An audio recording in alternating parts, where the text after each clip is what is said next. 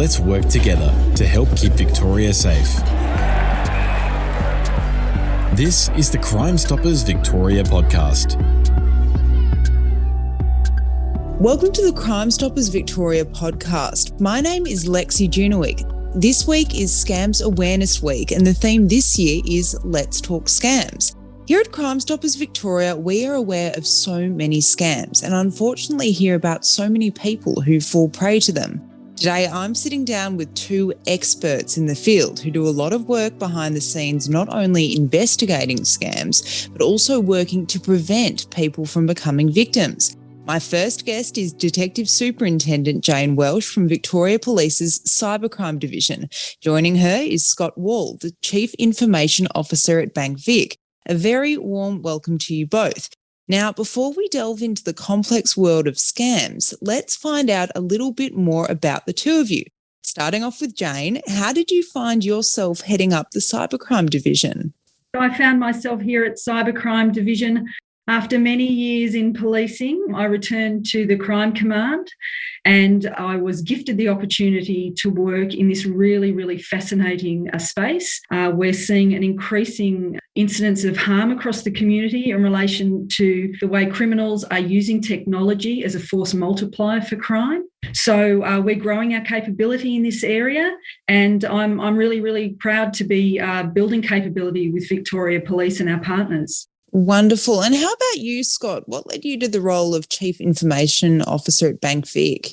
I've been in technology for far too long, working in banks around the world. So here at BankVic for the last 5 years, and before that at ANZ Bank in Melbourne, and then before that in the UK for a large number of big institutions. My remit covers both all the technology that delivers banking services, but it also covers information and cybersecurity. Obviously, big concerns for banking and big concerns for our members. Fantastic. Now, we know that there are so many scams in the world, but we're going to dive into 4 today. Now, the first we're going to look into is phishing scams. And just to be clear, that's spelled with a PH. This type of scam was reported more than 40,000 times in 2020, a 75% spike from the previous year. Scott, can you talk us through what phishing scams are?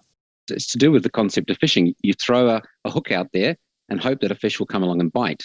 So you have these cyber criminals who send out hundreds of thousands of emails or text messages or even make phone calls, hoping that a fish will bite, that somebody will take the bait. So these emails arrive, they look like they're genuine, they look like they come from a company that you may have dealt with or heard of, but you have to be very careful because it's too easy to mock up an email and make it look like it comes from a genuine organization where in fact it's being generated in vast numbers by cyber criminals who could be anywhere in the world. Now, I unfortunately hear that BankVic fell victim to this type of scam, Scott. We are constantly getting bombarded with both phishing attempts, but also a variant which is whaling. And that's where the email purports to come from, say, the CEO or the CFO. We had one example a couple of years ago where some of our members contacted us to say that they were receiving emails saying it was from BankVic, asking them to log in and change information in their bank account through internet banking. When we investigated, this link took them to a mock BankVic internet banking site that was actually running on a server in a hospital in Thailand. So we reached out to this hospital. Luckily, we had a Thai-speaking person in the company. And it turns out they were not even aware that this fake site was running on one of their servers. And luckily, that got taken down. But that's the sort of links that people will go to extort money or get access to your security credentials. So you must look really long and hard at those emails and think, would my bank send this to me? Would they ask me to do this? Scott, for you, was it shocking that a particular kind of criminal would go to this extent to get into BankVic? Even though you're in the industry, does it come as a surprise to you? Not at all. This is the easiest way to earn money. It's almost impossible to catch these people because they live in places which don't have extradition agreements, or it's just extremely hard to find them. On the internet, you don't know who the other person is, and if they're technically capable, they can very easily convince you that they are somebody they're not. And it's easy money. Once they've got your internet banking credentials, they log in as you and they transfer the money. Luckily, we do have a lot of controls around this, so it's not quite as scary and dangerous as it sounds. But people must be very careful about anything which doesn't look like it's genuinely something that your bank would ask you to do. Now, I'm going to bring in Jane here. What's your take on phishing scams, and can you perhaps shed a bit of light on what business email compromise scams are? Business email compromise scams are really increasing. We're seeing a lot more of them than we have done in the past. And to put it most simply, people or criminals hack into the business system of certain companies, and they use their emails to entice other people to divert funds to other places. So, for example, they might replace the legitimate bank account numbers with the criminal's bank account number. And all of a sudden, these emails that look, for all intents and purposes, really legitimate are in fact a means by which criminals can divert payments. They're really effective. And as Scott points out, it is a very profitable crime to be involved with, but it is not impossible to identify, locate and prosecute these people. Victoria Police, with other state and territory law enforcement, plus our Australian Federal Police and our international partners, work very, very hard to sharpen our collaborative response to this. We're seeing a lot more success than we have done in the past, and we're becoming really, really good at providing a law enforcement response to this sort of offending.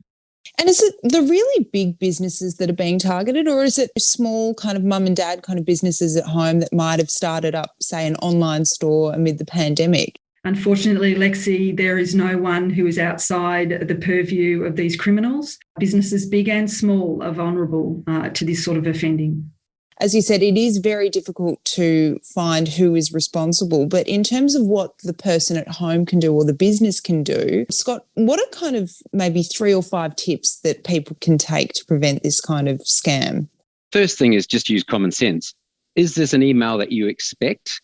Have you seen one before? Is this the sort of thing that the organisation that it says it comes from would be expected to ask you? And then have a look at that email. Does the name that it says it's coming from match the underlying email address? Now, that's a dead giveaway. When the name is John Smith, and then you look at the underlying email address and it's somebody's Gmail account, that sounds like that account has been either set up specifically to do phishing emails, or somebody has had their account taken over, which is also very common, unfortunately. Check the spelling and punctuation. A lot of these cyber criminals, English is not their first language. And historically, at least, the spelling and punctuation has been pretty terrible, which is a bit of a dead giveaway. Unfortunately, they are getting a lot better. And then check the quality of images and the email signature. Often you'll see emails from Microsoft saying, this is Microsoft, you need to click on this link to download an email or to change your password. Don't do it. Check with your IT department if you're at work, or to go directly to the organization that you work for and ask them to investigate as well. But just check the quality of the text, the images, check that the little footer at the bottom of the email looks correct. So it's really just, does it smell right? If it doesn't look right, it probably isn't.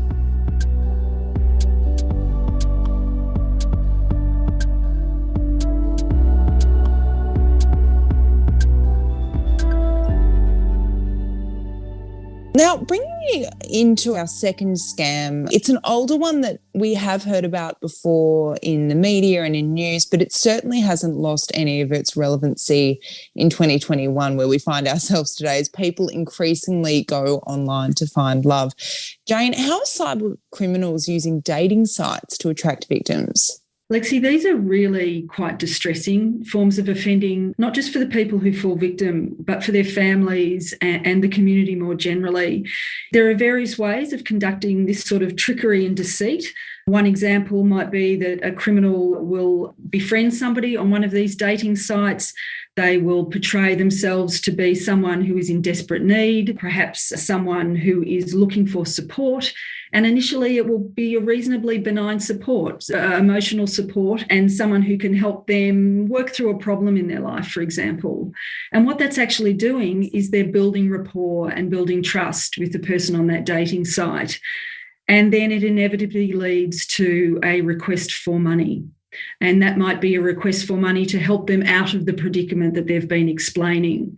And it's very common, and it is a really quite a ruthless way to solicit money from people. Do you find, because of the emotional aspect of this kind of scam, that the victims are less likely to speak out about it because they might feel embarrassed or ashamed? I think that's absolutely right.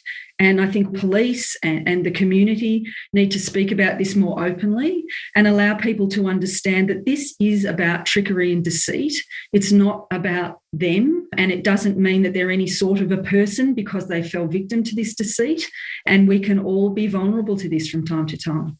Absolutely. Another term that I've heard in this realm of online dating and scams is sextortion. Can you explain a bit about what that is? Sextortion is similar, but far more threatening in many ways.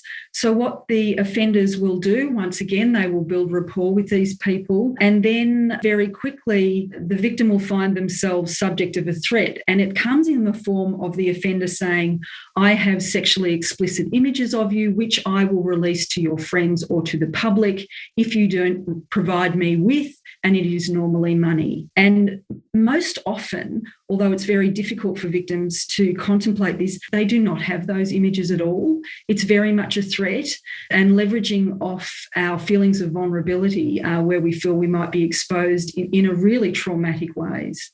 Are people powerless against this kind of scam? And what can be done if you find yourself in this really awful position? We're absolutely not powerless at all. We very much have the power, in fact, although it frequently doesn't feel that way. And I think in a lot of ways, really owning the power in these situations is asking yourself in a really calm way, is this reasonable? Do I really have images out there like that?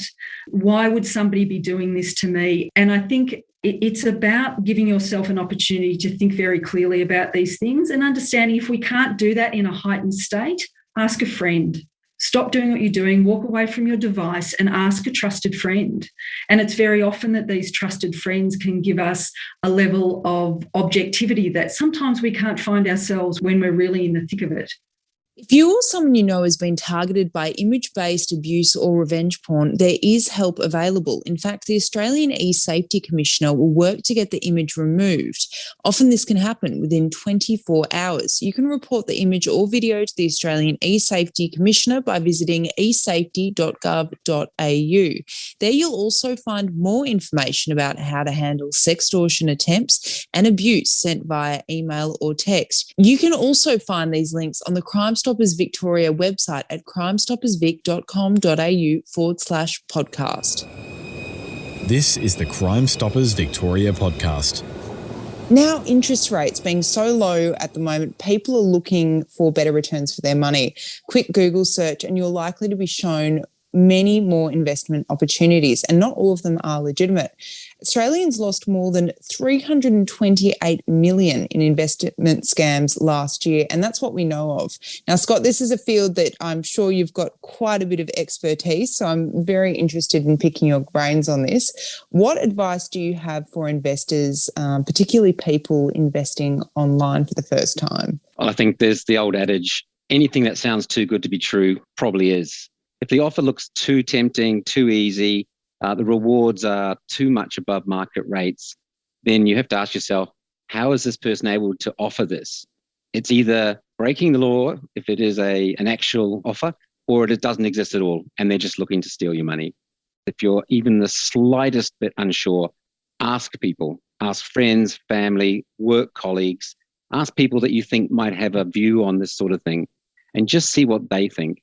Because remember, with all of us sitting at home for long periods of the day, often by ourselves, we're lonely, we're bored, we've got too much time on our hands, and we're a little bit depressed. And suddenly this idea that you might make a lot of money for very little outlay or very little risk becomes extremely appealing. But just ask yourself, is this too good to be true? Because it probably is. And who can I ask to check whether this is real? And if they provide links to their website, etc., don't trust the website, because remember, they have complete control over the content. So they can write whatever they like about how wonderful this product is. Do a little bit of research yourself. And when you are doing a Google search, don't rely on anything which has the word ad next to it, because that's a paid search result and therefore may not be unbiased or representative. That is really interesting. You point out with the ad that you do see pop up when you are looking for a Google search. Would you like to see some sort of change made in terms of Google being able to legitimise that or something along those lines?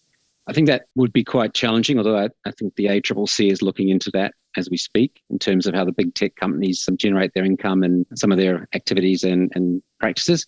However, I think it still comes down to the individual to take responsibility for their actions and what they do. If you are looking to do research on companies or websites, then use sites that you're familiar with, that are well-established. Magazine sites are quite good if you're looking at products. So if somebody's offering you a fantastic product, which sounds too good to be true, do some research and see what the consumer sites think of it. Look at the comparison sites. These ones are not 100% perfect because obviously they do get paid for what they do, but they're less likely to be joining with the scammer to try and sell something to you or to extort or steal your money.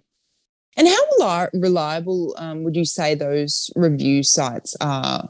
If you read the small print, you often find that they only have a certain number of mortgage providers in the industry that they cover, and they are getting paid for any recommendations.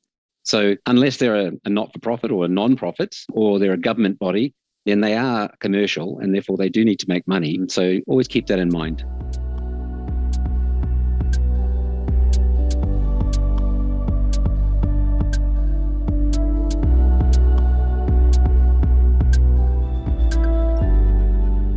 Now, criminals aren't just after our money online. Worryingly, they're also after our identity, which is particularly frightening. What use is our ID to cyber criminals, Jane?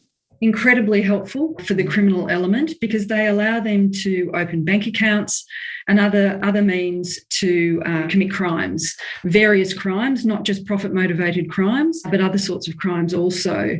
So if they can create a false identity, all of a sudden they can create a whole different entity, which they can lay off a lot of their offending to. So it's incredibly valuable for offenders to have a raft of different identities or different identity items that allow them to pull together to create another fake human being. We see a lot of these websites on the dark web particularly that provide parcels of identities for sale.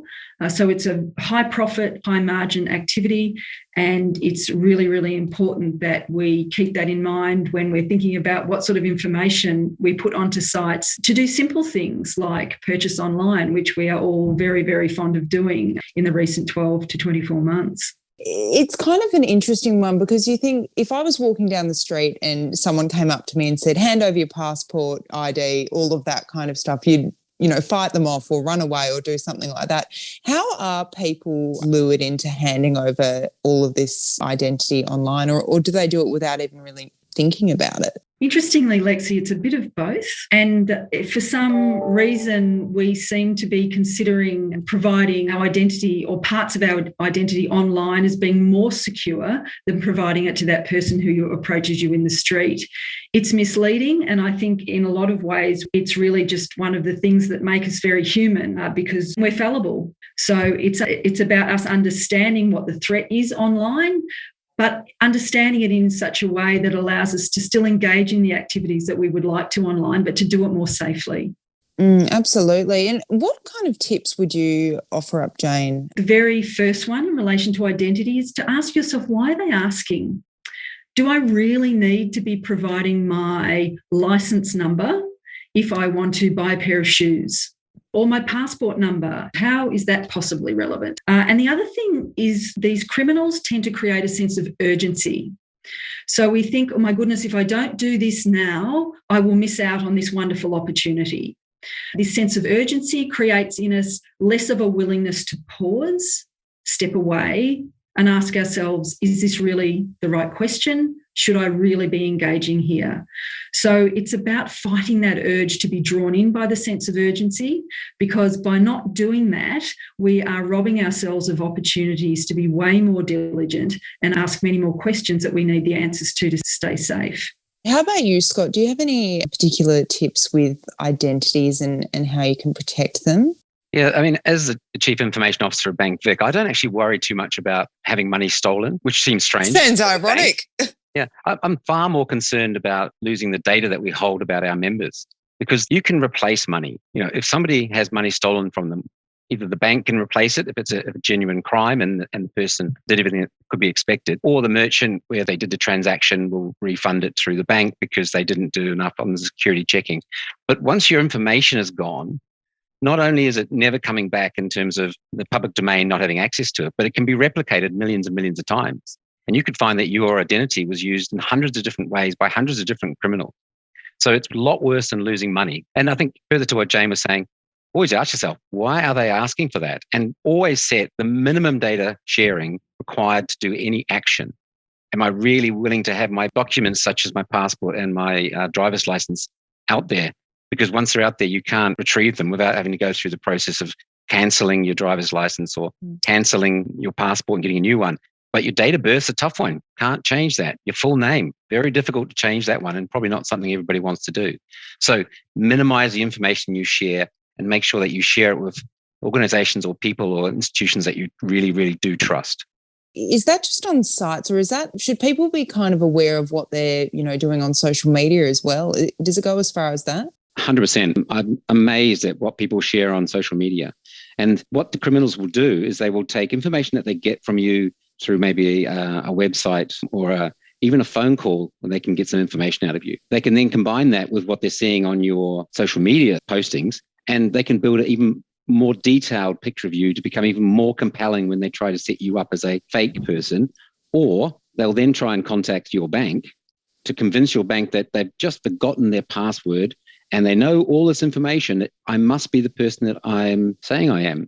And we spend a lot of time making sure that the questions we ask to guarantee your identity are going to stop a lot of that sort of activity. But it becomes harder and harder the more people share more and more of their information. Jane, in terms of social media, I automatically think of the younger generation sharing so freely their lives. But do you see really all ages uploading potentially really vulnerable information online that could put them at risk? Lexi, it's across the board. We have saying for a long time, this younger generation sharing too much, but it's not unique to them at all. As time goes on, we're seeing this sharing of information and dropping our defensive barriers across all generations and age groups. If we are using social media of any description, or if we are using the internet to engage in any banking or purchasing or any of those sorts of activities, it's really part of engaging there is understanding what the risks are and what we need to do to stay safe and where we need to go to get more information about those sorts of things. Definitely. Now, with scams, it really is Pandora's box in terms of how many there are out there. We've covered 4 today. I'd be interested to hear why you both think people aren't taking the steps to protect themselves online, despite all the information that is available out there. Do you think it's a case of the relaxed Aussie approach, she'll be right, mate, leading us into trouble? I think it's probably more that we're so used to getting so much value from the internet, generally for free. And a lot of those free offerings are actually based on us sharing information. I think the comment that's been made several times is, if you're not paying for the product, you are the product. And if you look at Google, you can go onto Google Search, you can go onto Google Maps, you can use the Google Android phone. Essentially, you're getting vast amounts of value from Google, but you're not paying them directly. Because what happens is they're grabbing your data, your information, and then they're selling it to third parties. So I think we've got so used to the convenience and free services, forgetting that it's actually being paid for with our information, which has been packaged up and sold to marketers, that we just got used to it. And we just expect to hand over information to get services. So we unfortunately have been trained over the last 10 years or so to give up information when asked to. I agree with Scott, most definitely. I think also there's very little immediacy in feeling the harm of many of these crimes. The harm is delayed on many occasions, and sometimes when it comes to the theft or appropriation of your identity, you actually may not realise that for months and months and months. It is probably one of the other reasons that people aren't taking the steps that they need to and making themselves as informed as they need be. But I must say, I feel the winds are changing somewhat and people are taking more notice of what needs to be done and where they need to go to get the information. But I think it's really important for law enforcement and other sorts of areas to really firmly get on the front foot and allow the community to know where the threats are. What do you think's driving this kind of desire for people to know more about online safety and perhaps start implementing those changes? Is it a particular person? Do you think it's just awakening of this generation, having, seen so many stories and horror stories? I think we all suffered very much from this will never happen to me. And that doesn't do us well with the assessment of risk anywhere. So I think that the more we can urge people who have found themselves falling victim to this, the more we can urge them to speak about this so the community can see themselves through those experiences. I think that will be really important. Definitely. Now, it's no secret the world we find ourselves in this current day is a lot different to 2 years ago. What impact have you seen the COVID-19 pandemic have on how people are being targeted online? It is a perfect environment for online offending at the moment. We have people who are confined to their homes. We have families who are stuck, not always indoors, but for the greater part of the day they are indoors, looking for things to do. The internet provides us with what feels like infinite opportunities to engage and explore, and probably most importantly, have our attention drawn 100% of the time. And I think that, coupled with increasing feelings of anxiety and perhaps feeling a little separated and alone, makes us particularly vulnerable to people reaching out, asking us to do things that we probably wouldn't otherwise do. So I think that that is a really important part of us being really self-aware of the context within which we're working and engaging with the internet. And the numbers, just the raw data, has shown us just how at risk we are during these lockdown periods particularly. And I think that we need to operate online with that very much held in mind all the time. Definitely. Scott, in terms of what you've seen, have you seen an increase of, customers being targeted? Yeah, I think people know that you're going to be at home, so you get scams of people ringing you at home, whereas, 9 to 5, you're not normally at home. So there's a lot more of those sort of old school phone call scams, the recorded message saying the ATO is going to take you to court if you don't contact them, those sorts of things. And those are all, criminals trying to extort money from you. The number of phishing emails we're seeing, both hitting our staff at work and just personally at home, is rocketing. And people are becoming so used to now getting most services through the internet and online. More and more services are being offered, and some of those services aren't legitimate. So I think we're seeing a ramp up in adoption of e-commerce in Australia. That's gone through the roof over the last couple of years, and therefore people are willing to buy more products, in quite unusual products, online, whereas historically they would have gone to the shops to buy those. So big ramp up in e-commerce, people stuck at home, lonely, bored, and falling prey to these very clever, very focused cyber criminals. In terms of if you do fall victim to maybe an e-commerce scam, is it really difficult for people to get their money back? It's a tough question. It depends. The biggest fraud that happens in Australia really is card not present. So somebody using their card to purchase something, or somebody else using their card details to purchase something for them. So don't let e-commerce sites keep your card details on record to make the experience easier next time. Because even if they are trustworthy, they could well be compromised by a hacker. And then your card details are out there. And the first thing you'll know is when either your bank rings you up and says, strange behavior on your credit card account, or your invoices come home. So it's difficult to say people don't use, online purchases. But again, use trusted sites. If you do think something suspicious, contact your bank straight away. And your bank will do everything that we can to protect you, both using technology to identify problems before you're even aware, but also to help you recover funds if you are the victim of a crime. And as long as everybody in the value chain or the payments chain is following the rules and regulation, then most people will never have a problem. And if they do have a problem, their bank will sort it out for them. Jane, from your perspective, if people do find themselves, victim of identity theft, what do they do? Do they report it to the police, whether that be by way of phone call or going to your nearest police station? We'd also ask them to place a report on Report Cyber, which is the national reporting platform, and contact your bank, but probably not in that order. Probably bank first. What kind of work is Victoria Police doing behind the scenes? We understand that one of the greatest ways us to defend ourselves and frankly launch attacks against these sorts of crimes is by working collaboratively with our partners. There is no one law enforcement agency, there is no one industry or government that will be able to deal with this on its own. We have learnt that, we understand that. So there's an enormous amount of effort going to create partners, build partnerships, build strategies and activities that go to support this across government, industry and law enforcement nationally and internationally.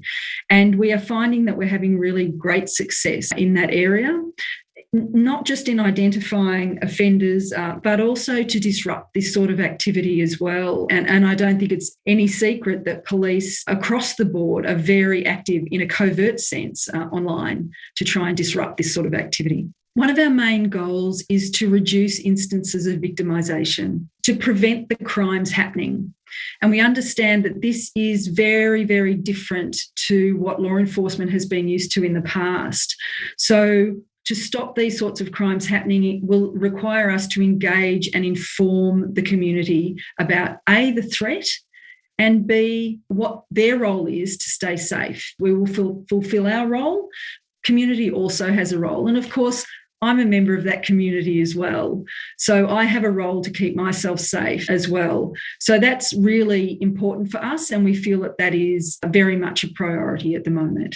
Fantastic. Scott, in terms of your industry, what steps have you been taking to protect yourselves from these scammers? So we spend quite a lot of money on protecting the bank systems from external hackers who would want to break in and steal not so much money, but data information. But we also look how we can protect our members and how we can protect their financial lives in terms of their use of payment mechanisms. So we spend a lot of time and money on systems which monitor payment activities and look for patterns. And we use artificial intelligence behind the scenes to look for patterns of behavior which people could not spot because they're distributed across millions of transactions, but also see where different types of behaviors are seen by one bank and then moving to other banks.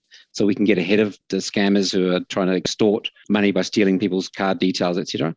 So we do a lot of things that the public and our members would never see.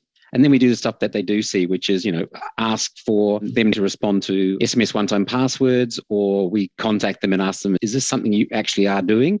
Or did you know that this is happening? So we're very proactive in monitoring what's going on and looking for events which are anomalous, so not normal behavior, either of a member or looking at where connections to internet banking are coming from. If it's coming from outside of Australia and you haven't told us you're on holiday, then we would definitely have a look at that. So there's a lot going on behind the scenes to improve the security of the use of payment methods and the transfer of money. It keeps us busy, and it's a never-ending war because the bad guys have got nothing else to do. It's 24/7 for them, and they probably invest more money than us because they make money out of doing this, whereas we spend money to prevent losing money. I know Jane spoke to a kind of team approach between different law enforcement agencies. Have you found BankVic kind of teams up with other banks? Does that happen in your industry to kind of work against the common enemy, if you will? BankVic is a mutual bank, which means we are owned by our members, and we tend to deal and work very closely with the other mutual banks and credit unions in Australia. So I'll often be talking to my peers at other second-tier banks, talking about what we're doing to improve security, what sort of things that we're seeing going on.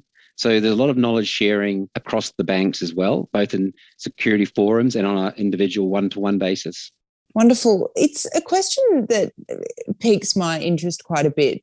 What does a typical scam look like? Is there a definition or a particular kind of age bracket that we're seeing that's, the scammer, or do either of you have an answer? I know it's a very open-ended question, but I'm just fascinated by what is a typical scammer. There is no typical scammer. We find that the scamming can be conducted by serious and organised crime groups, which is very sophisticated. They have a global reach, very, very organised. They use people to move money around. They use cryptocurrencies, very, very sophisticated, all the way through to individual people who may be trying out their hand at hacking or something of that nature. So it really knows no bounds, and it is not a difficult thing to do, which is also not particularly helpful for law enforcement or the financial industries and banks.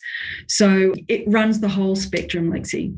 You have got these very advanced cyber criminal groups. Some of them are semi-funded by nation states because they work on behalf of those states when they're not moonlighting for themselves. But the other big challenge is that historically you have to be fairly technically capable to commit some of these cyber crimes. However, people are now earning money out of selling the tools to people to commit crime. So there's a whole ecosystem building up around the actual criminals by offering them services. So for instance, the ransomware wave that we've seen over the last couple of years where people's home PCs are encrypted and you have to buy Bitcoin to pay them to unencrypt your photos of your kids. There's actually call centers that have been set up to offer services to help people work out how to buy Bitcoin to be able to pay the ransom to get their personal data back. And those call centers, the people there don't really think that they're criminals per se. They're just offering a service. And they often even do satisfaction surveys afterwards. So it's a whole world out there that we don't see. It's just kind of hidden away. In terms of penalties here in Australia, I can imagine they'd be very severe for people who get caught. Absolutely. They are very severe. It's becoming more common to see people here in Australia charged. However, we are finding in Australia that many of the offenders are actually offshore, hence the necessity for us to work so closely with our national and international partners. Now, it's very clear from speaking to you both that scams are really an ever-changing beast that challenges even the most professional and expert in the field. If there was one simple piece of advice you could give to listeners before they log on, what would it be? Use basic common sense. If it looks too good to be true, it pretty much always is too good to be true. And the other thing is look after your security credentials.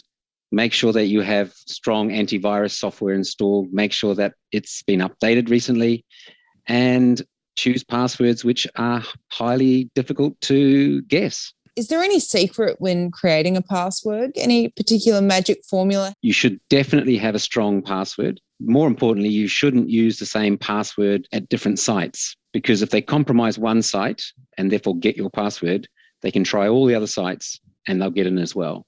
So it's probably best to go with a phrase rather than a word. Don't use the names of family, pets, or variations on your own name. Use a phrase. For instance, the quick fox jumped over the lazy dog sort of phrase, something that's memorable. Don't use that same phrase for all your sites. So you need several phrases and maybe those phrases can trigger your remembering which site it is. And then mix up some of the case of some of the letters, change out some of the letters with numbers. So common things like an at, replaces an A, those sorts of things. It just makes it much more difficult for software to guess what your passwords are. Fantastic. I actually was reading somewhere that they recommended using a movie quote as a password. It would have to be a short one, but Jane, what would your movie quote password be? Oh, goodness. Beam me up, perhaps. That's a winner. Now, aside from gleaning some great password inspiration from you, what would your simple piece of advice be? Be cautious but not concerned. I think that's the greatest message, apart from what Scott has laid out, and they're really practical first necessary steps. Passwords, critical. Antivirus, critical. Keeping it updated.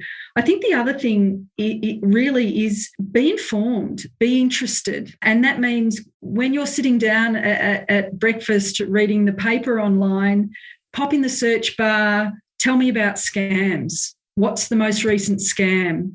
And it will be amazing and fascinating to see what comes up. These simple sorts of things only takes a couple of minutes, but it will give you really quick information about what is happening out there and what sorts of threats are present and looming for people. And I think the other one is ask a trusted friend. They will be able to give you some objectivity that you may not otherwise have. Wonderful. Well, I think you've both been absolutely invaluable with your information, and thank you so much, Jane and Scott, for joining me on the Crime Stoppers Victoria podcast. So what can you do if you're the victim of a scam?